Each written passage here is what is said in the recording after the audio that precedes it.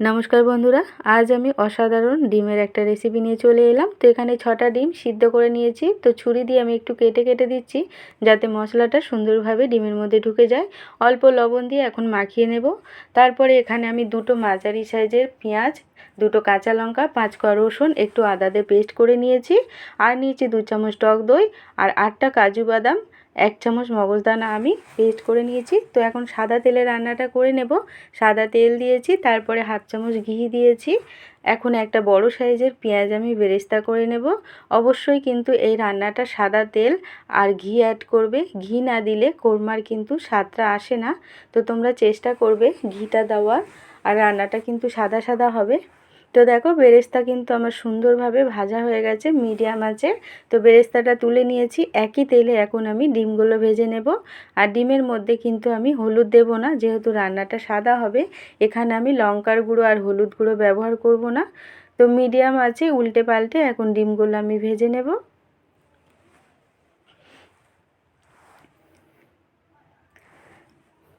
আর এই ডিমের কোরমার রেসিপিটা কিন্তু অসাধারণ হয় বন্ধুরা। রুটি, পরোটা, পোলাও সব কিছুর সাথে খেতে কিন্তু দারুণ টেস্ট হয়। তোমরা এভাবে কিন্তু বানাতে পারো।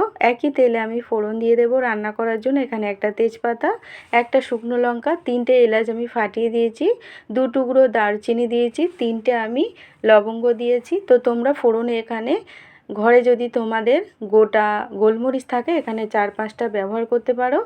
তো দিয়ে এখন আমি পেঁয়াজ, আদা, রসুন, কাঁচা লঙ্কা আমি পেস্টটা দিয়ে নাড়াচাড়া করে নেব।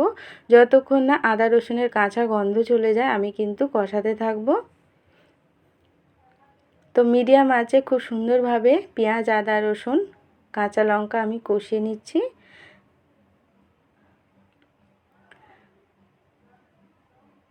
তো দেখো আদা রসুনের কাঁচা গন্ধ চলে গেছে। এখন আমি এখানে ব্যবহার করব 8টা কাজু বাদাম আর 1 চামচ মগজদানা। আমি ভিজিয়ে রেখেছিলাম 10 মিনিটের জন্য, তারপর সেটাকে আমি পেস্ট করে নিয়েছিলাম। তো সেই কাজু বাদাম আর মগজদানাটা আমি দিয়ে দিলাম। দিয়ে কিন্তু এখন মিডিয়াম আঁচে আমি নাড়াচাড়া করে নিয়েছি। অবশ্যই কিন্তু গ্যাসের আঁচটা তোমরা বাড়িয়ে করবে না, কমিয়ে তারপরে কিন্তু তোমরা বাদাম দেওয়ার পরে কষাবে। না তো বাদাম দেওয়া যেহেতু মশলাটা কড়ার মধ্যে লেগে যেতে পারে, তাই গ্যাসের আঁচটা কমিয়ে আমি সুন্দরভাবে মাখিয়ে নিয়েছি। এখন আমি 2 চামচ টক দই দিয়ে দেব। টক দইটা দেওয়ার সময় কিন্তু অবশ্যই তোমরা গ্যাসের আঁচটা আরও একদম কমিয়ে দেবে, না তো দইটা কিন্তু কেটে যেতে পারে, ছানা কেটে যেতে পারে। তার জন্য গ্যাসের আঁচ একদম কমিয়ে তারপর টক দইটা দিয়ে সুন্দরভাবে মাখিয়ে নেবে। তো দেখো খুব সুন্দরভাবে মাখিয়ে নিয়েছি। এবারে আমি মিডিয়াম আঁচে রান্নাটা করে নেব। দই দেওয়ার পরে সুন্দরভাবে মাখানোর পরে তারপরে আমি মিডিয়াম আঁচে রান্নাটা করব।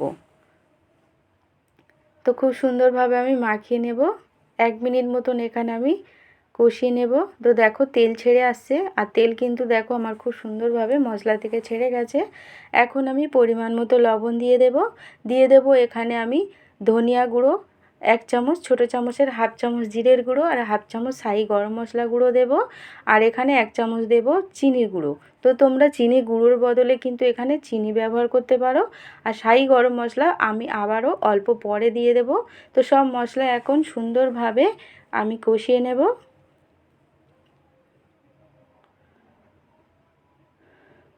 তো এখন আমি বাটি ধুয়ে, টক দই যে বাটিতে ছিল সেই বাটি ধুয়ে আমি অল্প জল দিয়ে মশলাটা সুন্দর করে কষিয়ে নেব, যাতে কড়ার মধ্যে না লেগে যায় আর মশলাটাও সুন্দর কষানো হবে। তো আবারও এখানে আমি 1/2 চামচেরও কম এখানে অল্প শাহি গরম মশলা দিয়েছি। দিয়ে আবারও সুন্দরভাবে আমি নাড়াচাড়া করে নেব। তো দেখো খুব সুন্দর কিন্তু আমার মশলা থেকে তেল ছেড়ে আসছে। এখন আমি ভেজে রাখা ডিমগুলো দিয়ে দেব। তো ডিমটা দেওয়ার পরে আমি আবারও 1 মিনিট মতো আমি একটু নাড়াচাড়া করে নেব, যাতে মশলাগুলো ডিমের মধ্যে সুন্দরভাবে সেট হয়ে যায়। তো দেখো খুব সুন্দরভাবে 1 মিনিট আমি ডিমগুলো মশলার মধ্যে কষিয়ে নিচ্ছি। তো এখন আমি 1 কাপ দুধ দিয়ে দেব। আর এই রান্নাটা কিন্তু আমি দুধ দিয়ে করলে বেশি টেস্ট হয়। তো তোমরা চাইলে এখানে জলও ব্যবহার করতে পারো। তো তেজপাতাটা এখন আমি তুলে দিলাম, তেজপাতার আর কাজ নেই। তো এখানে আমি 4টে চেরা কাঁচা লঙ্কা দিয়ে দেব। আর দুটো আমি লঙ্কা কিন্তু পেঁয়াজের সাথে পেস্ট করেছিলাম। তো কাঁচা লঙ্কাটা দিয়ে নাড়াচাড়া করে এখন কিছুটা আমি এখানে উপর থেকে বেরেস্তা দিয়ে দেব, দিয়ে 2 মিনিটের জন্য আমি ঢেকে রেখে দেব।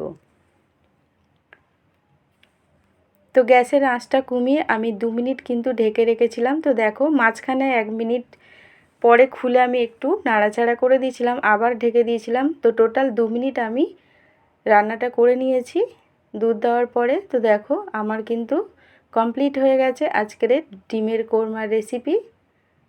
তো কেমন হয়েছে বন্ধুরা? খুব সুন্দর লাগে, দারুণ টেস্ট হয়। তোমরা কিন্তু বাড়িতে আত্মীয় স্বজন এলে দোকান থেকে ডিম কিনে এরকম একটা দারুণ টেস্টি রেসিপি তোমরা বানিয়ে দিতে পারো। খুব সুন্দর হয় খেতে, রুটি ভাত পোলাও সব কিছুর সাথে দারুণ হয়। তো একটা প্লেটে এখন আমি পরিবেশন করে নেব ডিমগুলো। তো আমার এই ভিডিওটা যদি বন্ধুদের একটুও ভালো লাগে লাইক কমেন্ট শেয়ার করে দিও। ইউটিউবের বন্ধুরা, নতুন বন্ধুরা সাবস্ক্রাইব করে পাশে থেকো।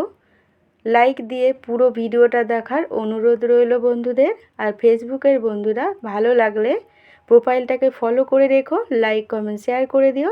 আজকের মতো টাটা বন্ধুরা। আর এতক্ষণ আমার ভিডিওটা দেখার জন্য অসংখ্য ধন্যবাদ। ভালো থাকবেন, সুস্থ থাকবেন। আবারও আসবো নতুন একটা রেসিপি নিয়ে। আর কেমন হয়েছে রান্নাটা কমেন্টে জানাবে। টাটা বন্ধুরা।